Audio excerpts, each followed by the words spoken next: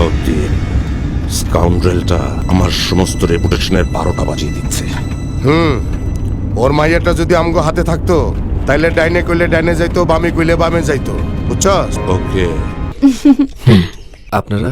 আমি আকরাম খান। আপনাদের জন্য কি করতে পারি? মাকতুমিজান সাহেব তোমাকে একবার সালাম জানিয়েছে।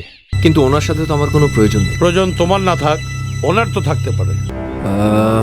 তাহলে একটা কাজ করেন আপনারা, ওনার নাম কি বললেন? মাকতুমিজান। জি।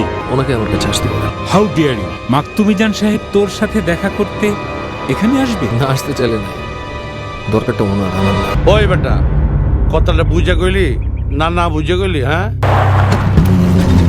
Wow wow wow, young man, আমার প্রথম টেস্টে তুমি পাস করেছো।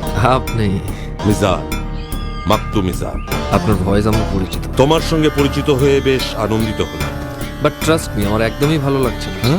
যারা নিজেদের স্বার্থ হাসিলের জন্য মেয়েদেরকে ব্যবহার করতে চায়, এদেরকে আমার একদমই ভালো লাগে না। আমি তাদেরকে ঘৃণা করি।